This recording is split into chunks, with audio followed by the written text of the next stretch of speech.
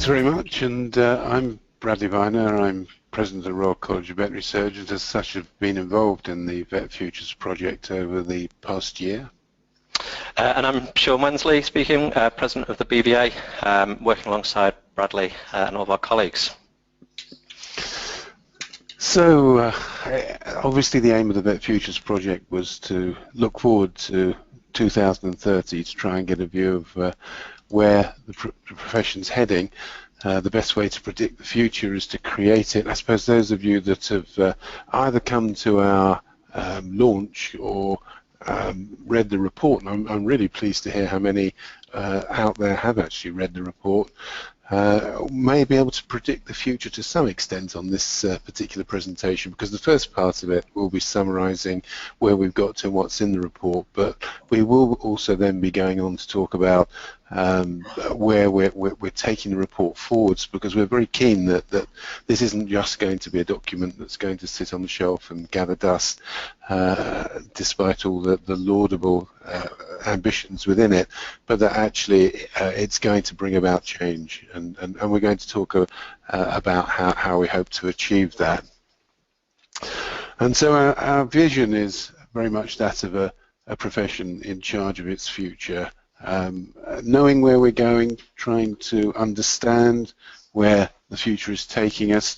We recognise, of course, that ideally we'd like to be masters of our own destiny, that in fact that isn't always the case, that there are external factors that you just can't control, but at least if you can try to understand them and predict them, then you can make sure that you're in the best possible shape to actually deal with them when they occur.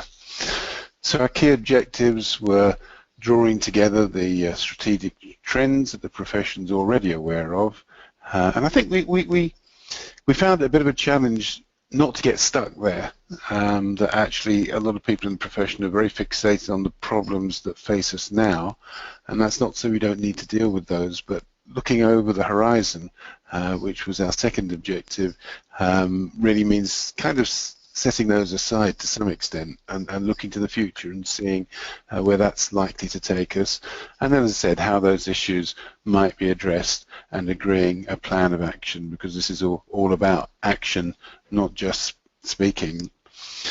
So that we had three phases to the project. The first was identifying the key issues, and we did that by moving around the country and meeting with people, having interviews with people, online surveys. This then moved on once we had our key sort of ambitions that were actually sorted out.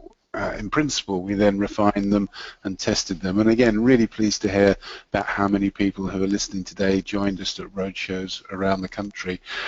We were very heartened by the sort of response that we got, the willingness of the veterinary profession to engage with this. But we're now in phase 3, which really is the important part, because it's all about translating good intentions, and we've got a lot of those, into actions. And we'll tell you more about how we're planning to do that a little later in the presentation. What we came up with was not just the personal opinions and thoughts of those on the Vet Futures group, but we actually engaged in research across a wide range of different areas, both inside the profession and outside the profession, and that was brought up some really very interesting results in terms of public trust in the profession. I think that was probably the discussion and research results that we published on the Vet Futures site, which resulted in the most reaction from the profession, in that consumer panel work that we did actually showed that we are a very highly trusted profession, and by and large considered to be good value for money, and to some extent I think it showed up an insecurity within the profession, in that we tend to doubt that. We came into the veterinary profession because by and large animal welfare is our primary care and concern. We're often uncomfortable with the business side of what we do, and yet perhaps the public are more comfortable about how we handle that than we feel ourselves. So all this led to the Vet Futures report.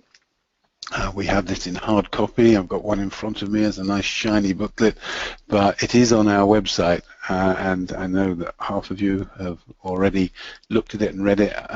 We'll be summarizing some of the areas, but there is a lot more detail in the report than we're going to talk about today. So please do go to the Vet Futures website, which is still very much active, and download the report and have a look at it in detail. We, within the report, have 6 main areas of ambitions, and then specific actions that follow on from that, recommendations, which Sean's going to tell you more about in just a moment. But in addition to those, there are 2 what we call cross-cutting factors, which we didn't put down as themes in their own right, because they actually would keep repeating themselves. They keep turning up in each of the ambitions. That's what we didn't know. So we've got education, which is obviously really important. So the fact that it's not an ambition in its own right doesn't mean to say that we don't recognise its importance. On the contrary, the fact is that we recognise that it's relevant to just about all of the ambitions. And likewise, from a Royal College point of view, of course, regulation is also a very important area that the Royal College is primarily responsible for, and cuts across many of the areas of ambitions that are dealt with within the report. Thanks, Bradley.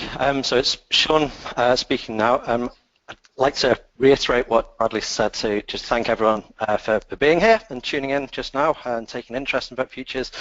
Excuse me, and all those who attended the roadshows and answered the surveys and have taken part in the consultation as part of this project. It's been a real privilege to meet so many different friends and colleagues from across the profession who've all chipped in so many helpful and constructive ideas.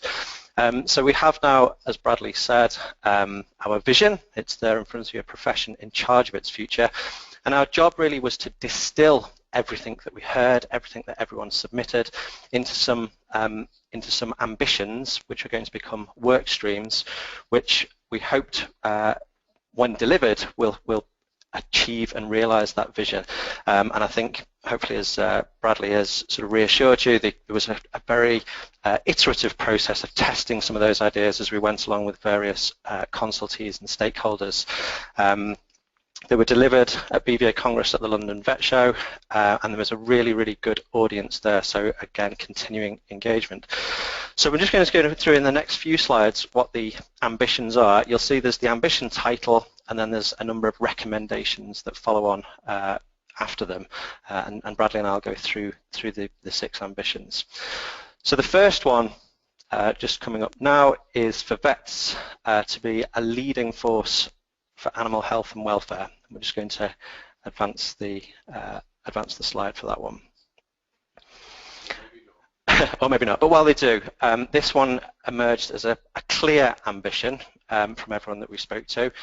I think it would be unsurprising probably that being a leading force for animal welfare, animal health and welfare in society, and being recognised for that role is very, very important to veterinary surgeons and veterinary nurses. It's a key part of our identity. It's central to our identity, and of course is absolutely required by the declaration that we all make on becoming members of the Royal College. So we advocate for animals daily, but we recognise that attitudes in society towards animals are shifting. Our understanding of animals' needs and preferences and wants are is also increasing. And I think when we dug a bit deeper into what the substance of this ambition was trying to capture, is that we want to be part of this debate, and indeed we want to be leading this debate. We want to have embraced all of that new scientific information about animals, their preferences, their motivations, their pleasures, their pains, and we want to be well up to speed with ethical decision making, and they're all in there. So a couple of the recommendations are just pulled out to give you a flavour of them. One is to develop and promote an animal welfare strategy for the veterinary profession, which is an ongoing piece of work actually that BVA has been leading over the past